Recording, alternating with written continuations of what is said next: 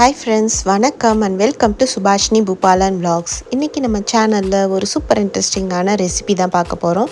அதுக்கு முன்னாடி நான் வாக்கிங் போன இடத்துல ரொம்ப அழகா பூலாம் பூத்து இருந்துச்சுங்க. ஸோ அதை அப்படியே வீடியோ எடுத்திருந்தேன். அங்கே பார்த்தீங்கன்னா குட்டி குட்டி டக்ஸ் எல்லாம் கூட ஸ்விம் பண்ணிட்டு இருக்கு பாருங்களேன். காலையில் வியூ இந்த மாதிரி தான் இருக்கும் நான் நடந்து போகும்போது. சரி அப்படியே உங்களுக்கு அதை காட்டலாம் அப்படின்னு சொல்லிட்டு நான் வீடியோ எடுத்திருந்தேன். இந்த ஃப்ளவர்ஸ் எல்லாமே பார்த்திங்கன்னா இதில் வைல்டு ஃப்ளவர்ஸு. இந்த சீசனில் பார்த்திங்கன்னா இந்த பூக்கள்லாம் அழகாக பூத்து இருந்துச்சு. கலர்ஃபுல்லாகவும் இருந்தது, பார்க்கறதுக்கே ரொம்ப அழகாக இருந்துச்சு. அடுத்து நம்ம கார்டனில் பார்த்திங்கன்னா தக்காளியுமே வர ஆரம்பிச்சிருக்கு. ஸோ பழுத்ததுக்கப்புறம் நான் உங்களுக்கு காட்டுறேன். கொஞ்ச நாளைக்கு முன்னாடி நம்மளுக்கு டொர்னாடோ வார்னிங் வந்திருந்ததுங்க. நைட்டு பார்த்தா பேக்யார்டில் இருக்க மரம் காத்தால் விழுந்துருந்துச்சு. இது செம பெரிய மரம். அதுக்கப்புறம் பார்த்திங்கன்னா வெளியவும் நிறைய மரம் விழுந்துருந்துச்சு. நான் வாக் பண்ணும்போது பார்க்கும் போதுமே நிறையா மரம் சாஞ்சு இருந்துச்சு, கிளையெல்லாம் உடஞ்சிருந்துச்சு. ஸோ இதெல்லாம் எப்படி அப்புறப்படுத்துவாங்கன்னு பார்த்தீங்கன்னா நெக்ஸ்ட் டேவே ஆஃப்டர்நூனே இந்த மரம் இருந்த இடமே தெரியாமல் அதை எடுத்துகிட்டு போயிட்டாங்க. இந்த மாதிரி குட்டி குட்டி பீசஸாக அதை கட் பண்ணி அதை எடுத்துகிட்டு போயிட்டு ஒரு வண்டியில் போட்டு அரைச்சி அதை கிரைண்ட் பண்ணி உட் சிப்ஸாக ஆக்கி அதை வேறு ஏதாவது பர்பஸ்க்கு யூஸ் பண்ணிப்பாங்க. ஸோ இப்படி தான் இருந்துச்சு. அடுத்த நாள் பார்த்திங்கன்னா அந்த மரம் இருந்த அடையாளமே தெரியல. அடுத்து ஒரு சூப்பரான ரெசிபி தாங்க பார்க்க போகிறோம். இது செம ஹெல்தியான ரெசிபி.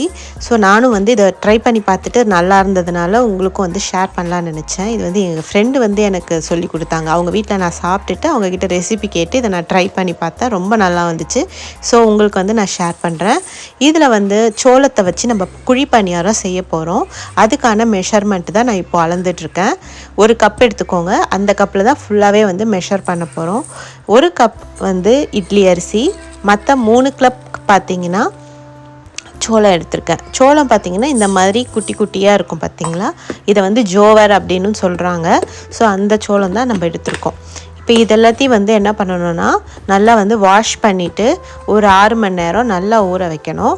அதுக்கப்புறம் மாவு அரைக்கிறதுக்கு ஒரு 3 மணி நேரம் முன்னாடி ஒரு கப் உளுந்து ஊற வச்சுக்கணும். ஸோ இந்த அளவுக்கு ஊற வச்சா போதும். நீங்கள் வெந்தயம்லாம் ஆட் பண்ண தேவையில்லை. இப்போ இதை நல்லா ஊற வச்சுட்டு அரைச்சிக்கலாம்.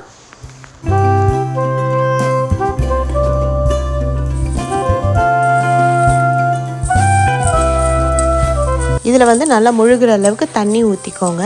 நான் கிரைண்டரில் தான் அரைச்சேன். ஸோ நல்லா அந்த சோளம்லாம் நல்லா மையறதுக்காக நான் கிரைண்டரில் அரைச்சேன். நீங்கள் வேணும்னா மிக்சிலையும் ட்ரை பண்ணி பாருங்கள். பட் கிரைண்டரில் தான் நான் அரைச்சி பார்த்தேன். நல்லா ஃபஸ்ட்டு நம்ம உளுந்து போட்டு வழித்து எடுத்தாச்சு அரைச்சி. நெக்ஸ்ட் இந்த சோளமும் அரிசியும் கலவை இருக்குது பார்த்திங்களா, அதை போட்டு நம்ம அரைச்சி எடுத்துக்க வேண்டியதான். லைட்டாக ஒரு கொரப்பு இருக்க தான் செய்யும். ஸோ நெக்ஸ்ட் டே பார்த்திங்கன்னா ஒரு இது மாதிரி அழகாக புளிச்சிருக்கும். நைட் நீங்கள் அரைச்சி வச்சிட்டிங்கன்னா நெக்ஸ்ட் டே மார்னிங் சூப்பராக இந்த மாதிரி புளிச்சு நல்லா பொங்கி வந்திருக்கு பாருங்கள். இந்த மாதிரி வந்ததும் நல்லா மிக்ஸ் பண்ணி விட்டுக்கோங்க. இதுக்கு தேவையான அளவு சால்ட் நீங்கள் ஆட் பண்ணிக்கணும். ஆட் பண்ணிவிட்டு கொஞ்சம் தண்ணி வேணும்னா நம்ம விட்டுக்கலாம். ஸோ பதம் பார்த்திங்கன்னா இந்த மாதிரி இருக்கணும். ஊற்றினா இந்த மாதிரி இருக்கணும். இதில் நம்ம தோசையும் செஞ்சு சாப்பிட்லாம். ரொம்பவே சூப்பராக இருந்துச்சு. நாங்கள் தோசையும் சாப்பிட்டேன் நான். ஸோ நான் இப்போ குழி பணியாரத்துக்கு என்னென்னலாம் கட் பண்ணியிருக்கேன்னு பார்க்கலாம். வெங்காயம், அப்புறம் கேரட் துருவிருக்கேன், பச்சை மிளகா, கருவேப்பிலை, கொத்தமல்லி, இது எல்லாத்தையும் நான் கட் பண்ணி வச்சுருக்கேன் நல்லா பொடியாக. இப்போ இதை நம்ம தாளிச்சிட்டு இந்த மாவில் ஆட் பண்ணிவிட்டு குழி பணியாரம் சுட போகிறோம். ஒரு கடாய் வச்சுக்கோங்க. ஒரு கொஞ்சமாக ஒரு 1லேருந்து 2 டேபிள் ஸ்பூன் அளவுக்கு ஆயில் விட்டுக்கோங்க. அதுக்கப்புறம் அந்த ஆயிலில் கடுகு, உளுந்து, கடலைப்பருப்பு இதெல்லாம் போட்டு வதக்கிக்கலாம். கொஞ்சமாக ஜீரகம் போட்டுக்கோங்க. இதெல்லாம் போட்டு நல்லா வறுத்ததுக்கப்புறம் நம்ம கட் பண்ணி வச்சுருக்க இன்க்ரீடியன்ஸை ஒன்று ஒன்றா ஆட் பண்ணிக்கலாம். ஸோ கடுகு பருப்பெல்லாம் நல்லா வதங்குற நேரத்தில் கொஞ்சமாக பெருங்காயம் ஆட் பண்ணிக்கோங்க. அதுக்கப்புறம் நம்ம வெங்காயம், பச்சை மிளகா, கருவேப்பிலை, கேரட்டு இதெல்லாம் போட்டு நம்ம ஒன்று ஒன்றா ஃப்ரை பண்ணிக்கலாம். இந்த மாதிரி வந்து நம்ம அப்பப்போ கொஞ்சம் மாற்றி கொடுத்தோன்னா பசங்களுக்குமே வந்து ரொம்ப பிடிக்குங்க. ஸோ கிட்ஸுக்குமே வந்து குழி பணியாரம்னா வந்து ஆசையாக சாப்பிடுவாங்க. எப்பயுமே செய்கிற மாதிரி இல்லாமல் நம்ம வந்து கொஞ்சம் டிஃப்ரெண்ட்டாக செஞ்சு கொடுத்தோன்னா அவங்களுக்குமே வந்து கொஞ்சம் இன்ட்ரெஸ்டிங்காக இருக்கும். ஸோ இதில் வந்து நீங்கள் வேணும்னா முந்திரி பருப்பு அந்த மாதிரிலாம் கூட வேணும்னா ஆட் பண்ணிக்கலாம். நான் வந்து வெறும் இதை இப்போதைக்கு வந்து கேரட்டு அந்த மாதிரி வந்து ஆட் பண்ணி நான் ட்ரை பண்ணி பார்த்தேன். ஸோ நீங்கள் எப்படி வேணாலும் இதில் வந்து நீங்கள் வேறு ஏதாவது வெஜிடபிள்ஸ்லாம் கூட உங்களுக்கு பிடிக்கும்னா லைட்டாக ஒரு வதக்கி நீங்கள் இதில் ஆட் பண்ணிக்கலாம். நீங்கள் குழி பணியாரத்தில் யூஸ் பண்ணுற மாதிரியான வெஜிடபிள்ஸ் ஏதாவது நீங்கள் ஆட் பண்ணி ட்ரை பண்ணி பார்க்கலாம் புதுசாக கூட. இப்போ வந்து வெங்காயம் வந்து நம்ம பொடி பொடியாக கட் பண்ணி வச்சுருந்ததை வந்து ஆட் பண்ணி நல்லா வதக்கிக்கிட்டு இருக்கோம். இது வந்து ரொம்ப ப்ரௌன் கலரில் வதங்கணும் அப்படின்னு சொல்லிட்டு அவசியம் கிடையாது. ஓரளவுக்கு ஒரு கிளாஸி ஃபினிஷ் மாதிரி வரும் பார்த்திங்களா, அந்த மாதிரி வந்துச்சுனாலே போதும். ரொம்ப வந்து வதங்கணும்னு அவசியம் இல்லை. ஏன்னா நம்ம திருப்பி வந்து அதை குக் பண்ண தான் போகிறோம். ஸோ லைட்டாக வந்து வதக்கிக்கலாம். வெங்காயம் இப்போ வதங்கிருச்சு. அடுத்து வந்து கேரட் ஆட் பண்ணிக்கலாம். நம்ம வந்து வெங்காயம் வதங்கும் போதே வந்து பச்சை மிளகாவையும் வந்து குட்டி குட்டியாக கட் பண்ணி அதில் ஆட் பண்ணியாச்சு. சப்போஸ் உங்கள் பசங்களுக்கு வந்து காரம் வேண்டாம் அப்படின்னா வந்து நீங்கள் அந்த பச்சை மிளகா வந்து அவாய்ட் பண்ணிடுங்க. ஏன்னா வந்து அப்புறம் வாயில் வந்து மிளகா வந்துடுச்சுன்னா பசங்க வந்து சாப்பிட்றதுக்குமே வந்து ஹெசிடேட் பண்ணுவாங்க. ஸோ இப்போ வந்து கேரட்டு கருவேப்பிலை கொத்தமல்லி அது எல்லாத்தையும் வந்து போட்டாச்சு. கேரட் வந்து நம்ம நல்லா துருவி போட்டிருக்கிறதுனால அது ரொம்ப நேரம்லாம் வந்து வதக்க தேவையில்ல. போட்டு ஒரு 2 மினிட்ஸ்லேயே வந்து பார்த்திங்கன்னா நல்லா கலர் சேஞ்ச் ஆக ஆரம்பிக்கும். ஸோ அந்த ஸ்டேஜில் வந்து ஸ்டவ்வை ஆஃப் பண்ணிவிடுங்க.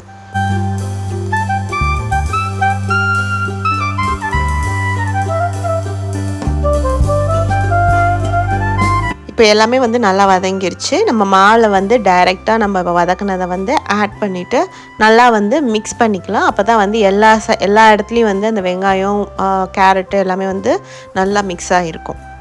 இப்போ வந்து நம்ம கேரட்டு எல்லாத்தையும் வதக்கினது எல்லாத்தையும் அதில் ஆட் பண்ணிவிட்டு நல்லா மிக்ஸ் பண்ண போகிறோம்.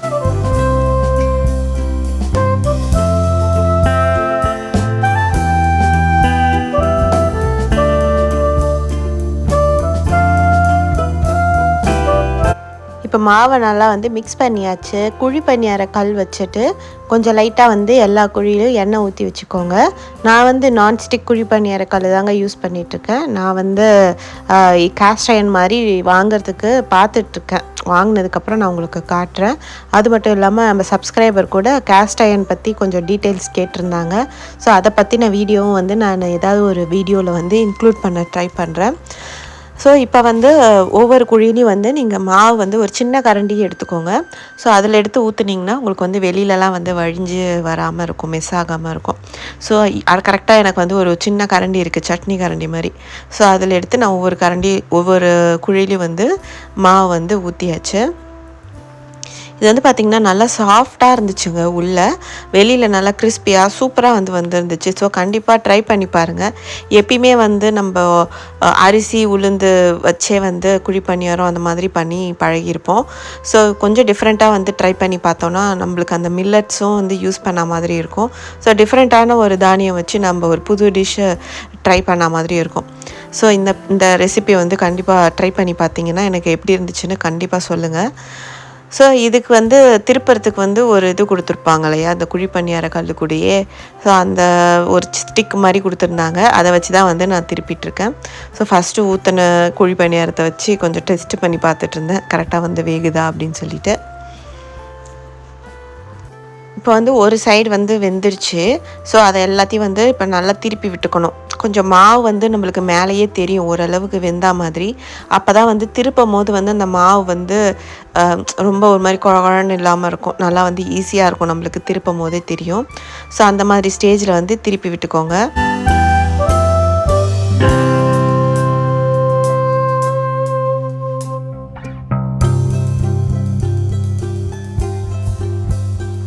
இப்போ வந்து பார்த்திங்கன்னா நல்லா ஒரு கோல்டன் கலரில் தெரியுது பார்த்திங்களா. இந்த மாதிரி ஸ்டேஜில் நல்லா வந்து எல்லா சைடும் வந்து திருப்பி விட்டுகிட்டே இருக்கணும்.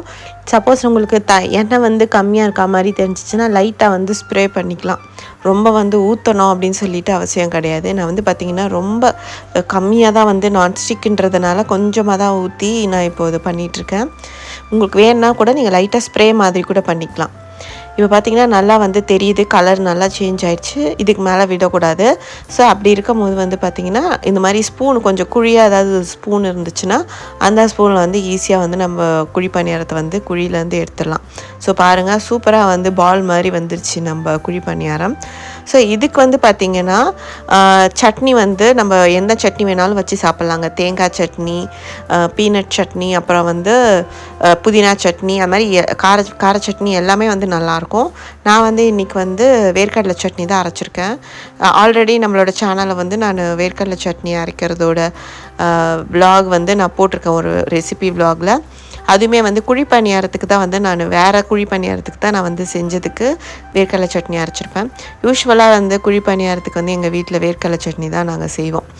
ஸோ ஆனாலும் பார்த்திங்கன்னா ஃப்ரெண்டு வீட்டில் வந்து புதினா சட்னி வந்து வச்சுருந்தாங்க.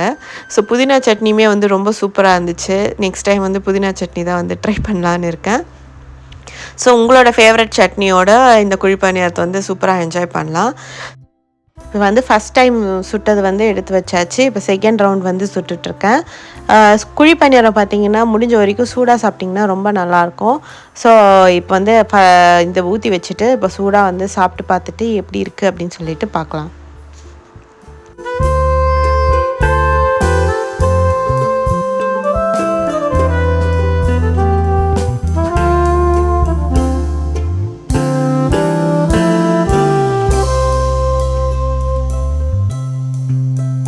எப்படி இருக்கு குழி பணியாரம்? பார்க்கவே செம்மையா இருக்கு.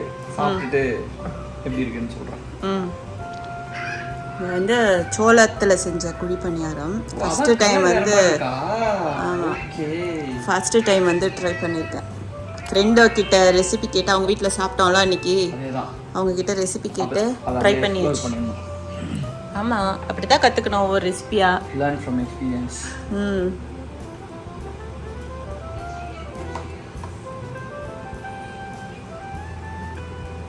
டேஸ்ட் பண்ணி பார்த்துட்டு எப்படி இருக்குன்னு சொல்கிறீங்க. ஃபீட்பேக் கொடுக்குறதுக்கு.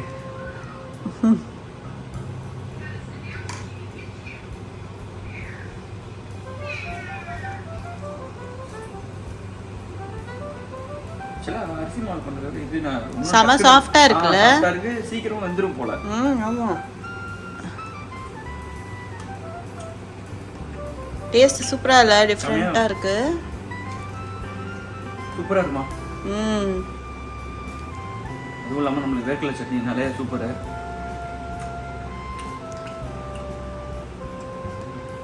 செமையா இருக்கு. இதுல தோசை கூட செய்யலாம் போல இருக்கு. நான் ட்ரை பண்ணி பார்த்துட்டு அது ஒரு எக்ஸ்பீரியன்ஸ் பண்ணிடுறேன். ஆமா,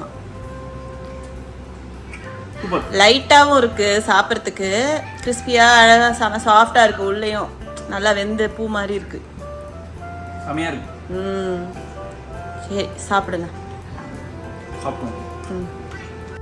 இந்த ரெசிபியை நீங்களும் ட்ரை பண்ணி பார்த்துட்டு எப்படி இருந்துச்சுன்னு எனக்கு கமெண்ட் செக்ஷனில் கமெண்ட் பண்ணுங்கள். இந்த வீடியோ பிடிச்சிருந்ததுன்னா மறக்காமல் லைக், ஷேர் அண்ட் சப்ஸ்கிரைப் பண்ணிவிடுங்க. அடுத்து ஒரு சூப்பர் இன்ட்ரெஸ்டிங்கான வீடியோவோட நான் உங்களை எல்லாருமே மீட் பண்ணுறேன். until then, bye, take care, thank you.